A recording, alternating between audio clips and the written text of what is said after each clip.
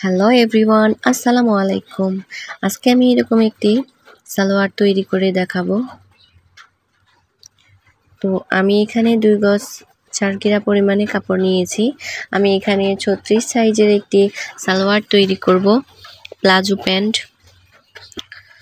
তো আমি এখানে টোটাল 4 পার্ট করে রেখেছি এবং কাপড়ের যে ছেঁড়া কাপড়ের যে ছোট বড় অংশ থাকে, আঁকাবাঁকা অংশটুকু কেটে নিব। তো কেটে নেওয়ার পরে আমি রাবার করার জন্য 2 ইঞ্চি কাপড় এক্সট্রা রাখবো। তো 2 ইঞ্চি কাপড় এক্সট্রা রাখার পরে আমি এভাবে জাস্ট রাবার করার জন্য এক্সট্রা কাপড় নিয়ে নিলাম। তো এখান থেকে আমাকে লম্বার মাপটা রাখতে হবে। তো আপনারা খুব খেয়াল করলে বুঝতে পারবেন। দেখুন আমি 36 সাইজে দাগ কেটে নিলাম। এখন আমি স্কেলের সাহায্যে দাগ কেটে নিব।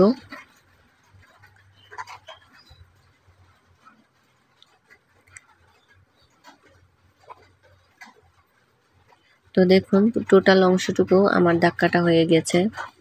তো আমি এখন 10 ইঞ্চি নিব চওড়ার জন্য। তো হাইয়ের জন্য আমি বরাবর 15 ইঞ্চি রাখি, কারণ 15 ইঞ্চি সঠিক মেজারমেন্ট যে কোনো প্লাজোর জন্য। তো আমি এখান থেকে নিচ পর্যন্ত একটা শেপ দিয়ে নিব, হাই থেকে নিচ পর্যন্ত।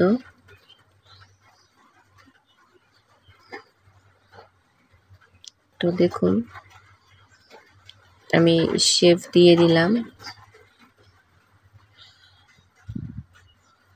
এখন আমি শেপ অনুযায়ী কেটে নিব।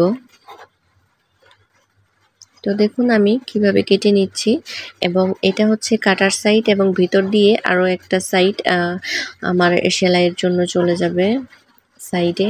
এইভাবে আমি আরও একটা সেলাই দিয়ে নিব। তো এই জন্য আমি 1.5 ইঞ্চি পরিমাণে কাপড় এক্সট্রা রেখেছি সেলাইয়ের জন্য।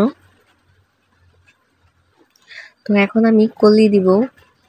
যে কোনো সালোয়ারে আপনারা কলি দিলে অনেক পরতে কমফোর্টেবল লাগে, এই জন্য আমি চেষ্টা করি কলি দেওয়ার জন্য।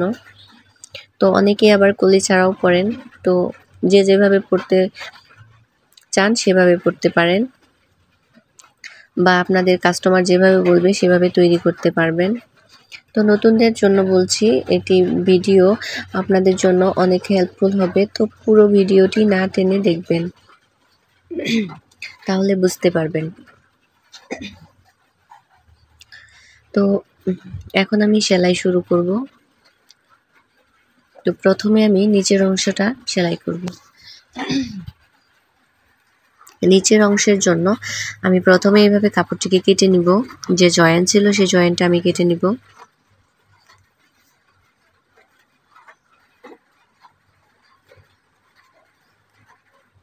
এখন আমি এখানে চওড়া করে সেলাইটা দিয়ে দেব।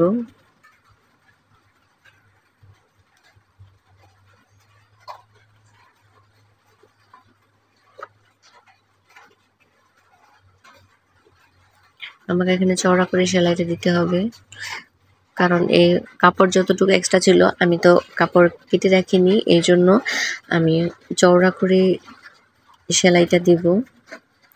আর যদি আপনাদের কাপড় কম থাকে সো আপনারা চিকন করে পিকো সেলাই দিতে পারেন, আর যদি কাপড় বেশি থাকে তাহলে এভাবে চওড়া করে সেলাই দিয়ে নেবেন।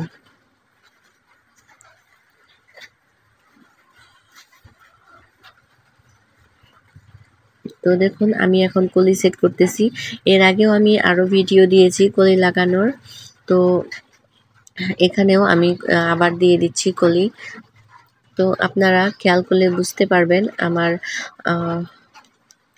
ভিডিওগুলো কিভাবে আমি কলি সেট করি।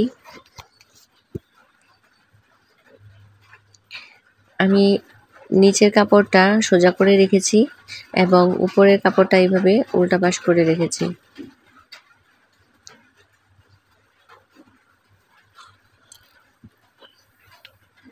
তো এখন আমি সেলাই করে দেব। দুইটা সাইড সমানভাবে রেখে তারপর আমাকে সেলাই করতে হবে।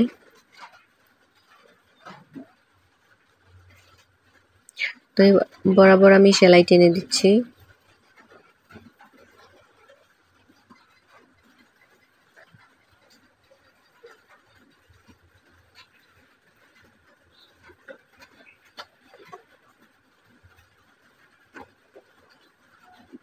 তো আমার সেলাই প্রায় কমপ্লিট, জয়েন দেওয়া হয়ে গেছে। আমি এখন চাপ সেলাই দিয়ে নেব।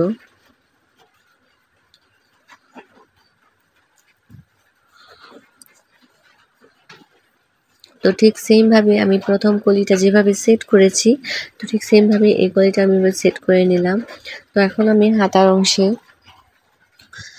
এভাবে পায়ের মুহুরির অংশে সেলাই দিয়ে আমি পুরো সেলাই কমপ্লিট করব।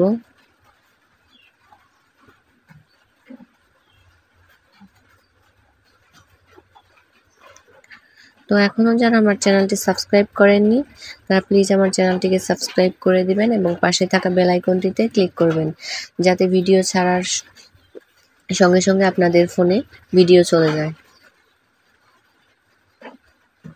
তো আমি এখন রাবার ঘোড়া তৈরি করে নিব।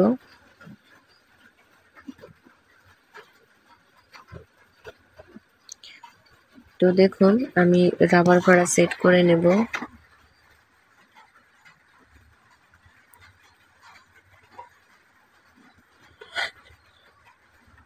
তো সেট হয়ে গিয়েছে, আমি এখন সেলাই বসিয়ে দিচ্ছি।